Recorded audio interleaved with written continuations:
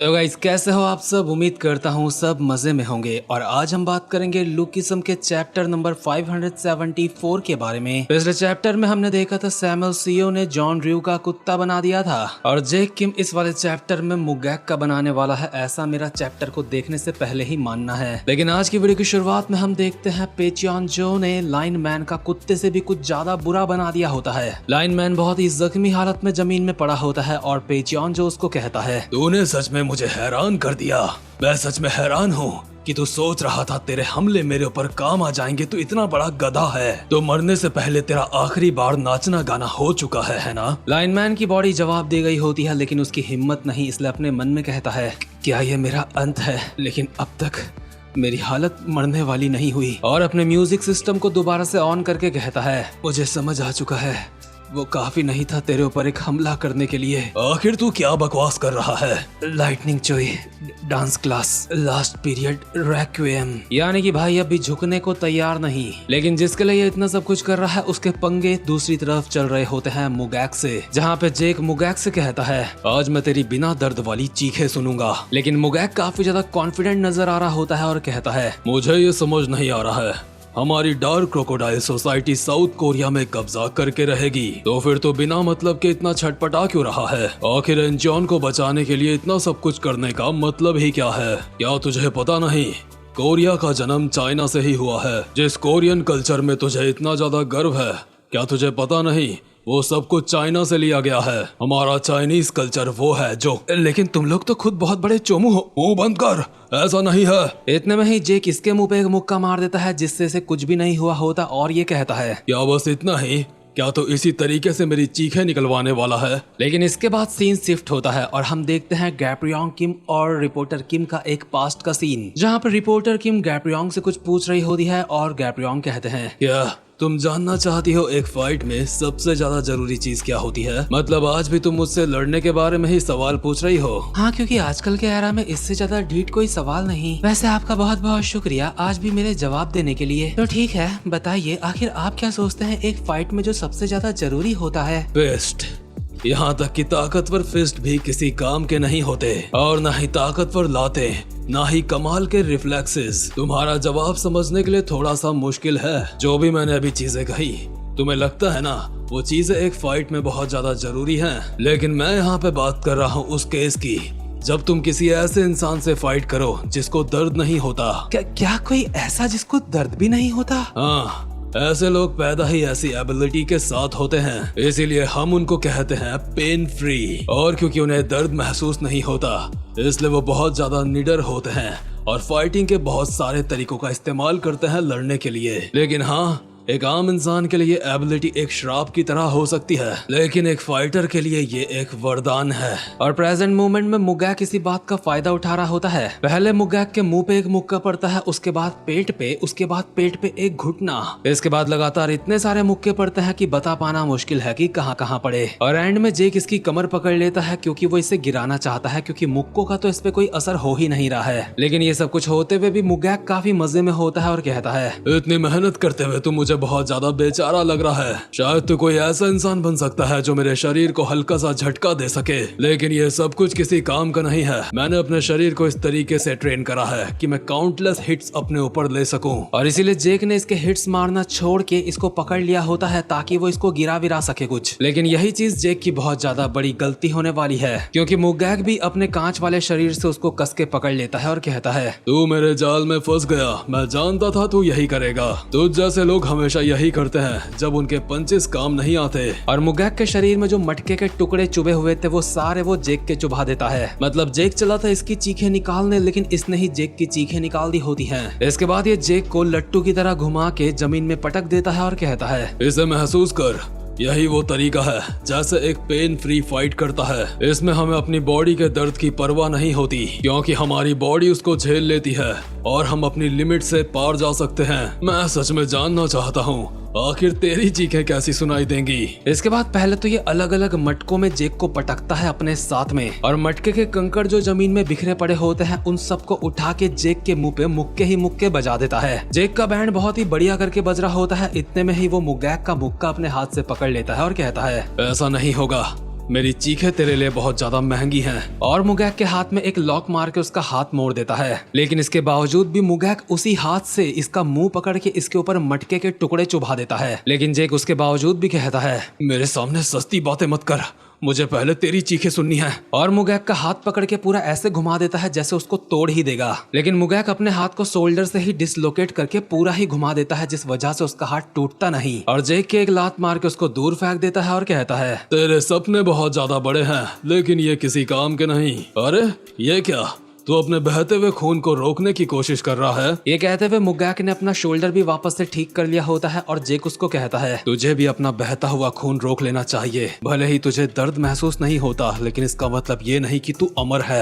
आखिर तू इतनी शिद्दत से किस चीज के लिए लड़ रहा है? मुगैक भागता हुआ इसकी तरफ आता है और कहता है, अगर मैं तुझे बता भी दूंगा तो भी तू समझ नहीं पाएगा। जेक समझ चुका होता है अगर ऐसा ही चलता रहा तो वो इससे हार जाएगा, इसलिए अब जेक को सिर्फ एक ही रास्ता नजर आ रहा होता है, इसको पेलने का। मुगैक जैसे ही जेक के पास आता है, जेक अपनी जैकेट से उसकी गर्दन पकड़ के उसको दबाने लगता है ताकि मुगैक की बॉडी की ऑक्सीजन को ही रोक दे। मुगैक का मुंह लाल पड़ चुका होता है और जेक कहता है, भले ही तुझे दर्द महसूस नहीं होता, लेकिन ऑक्सीजन ना मिलने की वजह से तू बेहोश हो जाएगा। और मुगैक को अब समझ आता है इसने अपनी जैकेट अपना खून रोकने के लिए नहीं बल्कि इसकी सांसें रोकने के लिए निकाली थी। लेकिन मुगैक साइड से एक बांस का डंडा पकड़ के अपनी ही छाती में घोप देता है, जो जेक की छाती से बाहर निकलता है। यानी कि मुगैक के लिए एक सुसाइड अटैक होने के बावजूद भी सिर्फ ये जेक को ही नुकसान पहुंचाएगा। और मुगैक कहता है, तुझे क्या लगा था मुझे अपनी ही कमजोरियों के बारे में नहीं पता होगा? मैं पहले ही अपनी जिंदगी को पीछे छोड़ चुका हूँ, तुम मेरे और उनके बीच के बॉन्ड को नहीं समझ पाएगा। इसके बाद तो ये दरिंदा अपनी ही छाती में बांस के डंडे को ऐसे घुमा घुमा के मारता है कि मुझे ऑटोमेटिकली कुछ ऐसी बैकग्राउंड वॉइस सुनाई दे रही है। जेक की आंखें लाल हो चुकी होती हैं और उसको देख के ऐसा लग रहा होता है जैसे वो निपट जाएगा। वैसे भी उसका खून भी काफी ज्यादा बह चुका है। लेकिन इसके बाद हम सीन देखते हैं एक पास्ट का, जिस वक्त मुगैक एक बच्चा था। ये छोटा टकला एक जगह पे बैठा होता है और उसके सामने दो टकले और पड़े होते हैं, जिन्हें शायद से पेचौन जो ने मारा होगा, जो कि अभी टकले को कहता है, तो तू ही वो शापित बच्चा है जो सड़कों में घूम रहा है अपने परिवार को खोने के बाद। तुम कौन हो? क्या मैं कोई ऐसा हूँ जिसे तेरी जरूरत है? आजा मेरे साथ चल। क्या? लेकिन क्यों? क्योंकि मैं तुझे अपने साथ चाहता हूँ। लेकिन मैं शापित हूँ। पेचौन इसका हाथ पकड़ के तोड़ देता है और इसके चेहरे में कोई रिएक्शन नहीं होता। और पेचौन कहता है, मैं कसम खा के कहता हूँ, दर्द ना होना एक श्राप नहीं है, ये बस एक दर्द है जो तुझे महसूस नहीं होता। लेकिन अकेलापन तो तुझे महसूस होता है ना, इसलिए मेरी तरफ आजा और महसूस कर अकेला ना होना कैसा होता है। लेकिन आखिर तुम ये क्यों कर रहे हो? पेचौन इसको 4 मोटी चूड़ियां पहना के हिजड़ा बना देता है और इसको कहता है, क्योंकि मैं भी तेरी ही तरह हूँ, मैंने भी अपने बच्चे को खोया है। और प्रेजेंट मोमेंट में उन 4 मोटी चूड़ियों के साथ मुगैक जैक के पेट में मुक्का मारता है। उसके बाद मुंह पे एक मुक्का पड़ता है और जैक को कहता है, पेचौन जो मेरे पिता हैं और मेरे राजा हैं, कोई भी उनके रास्ते में नहीं आ सकता। और इसके बाद अपने दोनों हाथों की चूड़ियों से जेक का मुंह खनखना देता है। लेकिन जेक को अभी याद आ रहे होते हैं एंचॉन के वो लोग जो अभी परेशानी में हैं। साथ में सबसे बड़ी परेशानी जो छीन लेता है लोगों से उनकी जवानी, यानी कि बड़े भैया गीटे किम, जिसे जेक को किसी भी कीमत में रोकना है। इसलिए वो जैसे तैसे करके अपने आप को बेहोश होने से रोकता है। और उसे याद आता है वो पल जब जिनरैंग ने उसको कहा था, तू काफी ज्यादा फास्ट है, मैंने सोचा नहीं था तू ओवरकम की पावर को इतनी जल्दी अवेक कर लेगा। लगता है एक लेजेंड का खून सच में अलग होता है। तो इसका मतलब अब जैसा तुमने मुझे सिखाया है मुझे वैसे फाइट करना चाहिए? ये मुमकिन नहीं है, तेरा शरीर अभी उस पावर को झेल नहीं सकता। तो ज्यादा से ज्यादा अभी उसे कुछ सेकंड्स के लिए ही इस्तेमाल कर सकता है। इसका मतलब ओवरकम की पावर को अवेक करना ही पूरी बात नहीं है। तेरे लिए अभी ठीक तरीके से फाइट करने की ये बस शुरुआत है। तुझे अभी कभी ना खत्म होने वाली ट्रेनिंग करनी होगी ताकि तू अपने शरीर को वैसा बना पाए जैसा गैप्रियोंग के पास उनके प्राइम टाइम में था। आखिर वो उस वक्त कितने ज्यादा ताकतवर थे। खैर छोड़ो, ये बताओ क्या अब मैं वो कर सकता हूँ जो मैं हमेशा से करना चाहता था? आखिर तो क्या करने की सोच रहा है? मैंने इस बारे में पहले कभी सोचा नहीं था, लेकिन क्योंकि अब मैंने उनकी पावर को अवेक कर लिया है तो अब मैं इसे अपने MMA में उतारने वाला हूँ। इसके बाद हम वापस से प्रेजेंट मोमेंट में आते हैं जहाँ पे जेक मुगैक की टांग में एक लात मारता है और मुगैक एक स्माइल के साथ कहता है, ये किसी काम का नहीं है। लेकिन इतने में ही मुगैक को कुछ एहसास होता है। दरअसल वो अपना वो पैर अब हिला नहीं पा रहा होता क्योंकि उसके पैर की ऐसी तैसी हो चुकी होती है। और वो अपने मन में कहता है, क्या मेरा पैर हिल नहीं पा रहा है? उसकी सिर्फ एक स्ट्राइक से मेरी नसें डैमेज हो चुकी हैं। ये खतरनाक है, सच में खतरनाक है।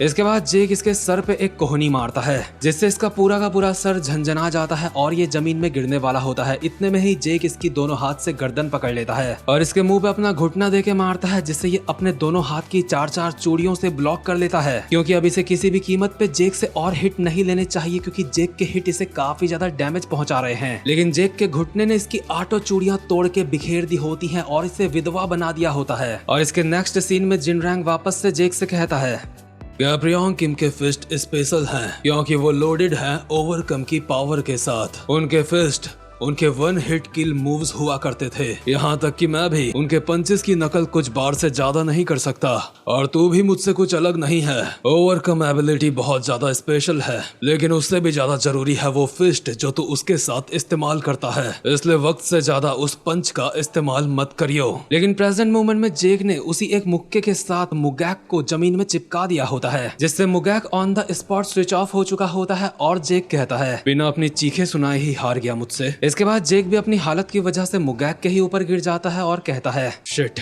क्या मैं उस एबिलिटी की वजह से थक चुका हूँ या फिर खून बहने की वजह से ऐसा है। अगर एक 10,000 स्क्वाड लीडर का लेवल ये होता है तो मैं उम्मीद करता हूँ हम पेचॉन को जल्दी ढूंढ लें। इसके अगले सीन में लाइनमैन पेचॉन के सामने चौड़े में खड़ा होता है और पेचॉन कहता है, हैरानी वाली बात है तू वापस से उठा और ऊपर से मेरे ऊपर हमला भी करा, ये सोचते हुए कि तू किसी मुझ जैसे महान इंसान को पीछे कर सकता है। सच में कमाल है। लेकिन ओ छोटे नेशन के डांसर, तू खड़ा खड़ा ही बेहोश हो चुका है। ये सच में तेरी खतरनाक मेंटल स्ट्रेंथ को दर्शाता है। दरअसल पेचियन ने लाइनमैन के शरीर पे जगह जगह छेद कर दिए होते हैं। वो हार तो कब का गया है लेकिन अब तक अपने घुटनों में नहीं आया। और सच में ये चीज, ये वफादारी बहुत ज्यादा खतरनाक है क्योंकि ये बड़े भाई जेक को निराश नहीं करना चाहता, इसलिए अपने घुटनों में नहीं आया। लेकिन पेचियन को अभी और मजा मस्ती करनी है, इसलिए कहता है, उड़ जाओ और मुझे एंटरटेन करो कबूतरों। ये सब देख के योवुला कहती है अपने मन में, सब खत्म हो गया, हम नहीं जीत सकते, वो एक मॉन्स्टर है। इतने में ही पेचॉन को एहसास होता है उसके पीछे की तरफ एक स्मोक बॉम्ब आके गिरा है और ये जिसने फेंका है उसको देखते हुए पेचॉन कहता है, इतना खतरनाक प्रेशर आखिर ये इस तरीके का ऑरा अपनी छोटी सी बॉडी से कैसे निकाल सकता है। इसका मतलब छोटा डैनियल यहाँ पे आ चुका है और लाइनमैन की हालत देखते हुए योवुला को कहता है, मुझे आने में देर हो गई, लगता है यहाँ पे चीजें काफी ज्यादा खराब हो चुकी हैं, लेकिन अब यहाँ से चीजों को मैं हैंडल करूंगा, मैं जीतूंगा। तू कौन है बे? तेरी आंखों को देख के लगता है कि तू महान मुझको हरा सकता है। मतलब डैनियल ने यहाँ पे आते ही अपना ऑरा क्रिएट कर दिया है। लेकिन यहाँ पे मैं अपना पर्सनल ओपिनियन आप सबको देना चाहता हूँ कि मुझे नहीं लगता कि ये डैनियल पेचॉन को हरा पाएगा। और योवुला जो डैनियल को देख रही होती है उसे याद आता है कि डैनियल ने एक डॉक्टर से फाइट करते हुए उसकी कैंची ना जाने कैसे तोड़ दी थी, जो कि ऑब्वियसली लोहे की होगी, काफी ज्यादा स्ट्रॉन्ग मजबूत होगी, लेकिन उसके बावजूद भी डैनियल ने उसे चकनाचूर कर दिया था। और इसलिए शायद डैनियल वो इंसान है जो ये काम कर सकता है, यानी कि पेचॉन को हरा सकता है। लेकिन पेचॉन को हराने के लिए इंसान की नहीं शैतान की जरूरत है, यानी कि काली आंखों वाला शैतान या फिर पीले बालों वाला शैतान। लेकिन काली आंखों वाला शैतान अगर यहाँ पे आता है तो बड़े भैया की बॉडी में आना चाहिए, यानी कि बड़े डैनियल की बॉडी में, क्योंकि वो कहीं ना कहीं छोटे वाले से तो ज्यादा ताकतवर लगता है मुझे। तो खैर गाइस, इसी के साथ ये वाला चैप्टर यहीं पे खत्म होता है। उम्मीद करता हूँ कि आपको आज की वीडियो भी अच्छी लगी हो और हर बार की तरह वीडियो को जम के प्यार दिखाओ, हाइप, लाइक जो जो होता है सब कुछ कर दो। अब मैं मिलूंगा आपसे अपनी नेक्स्ट वीडियो में, तब तक के लिए मजे करो।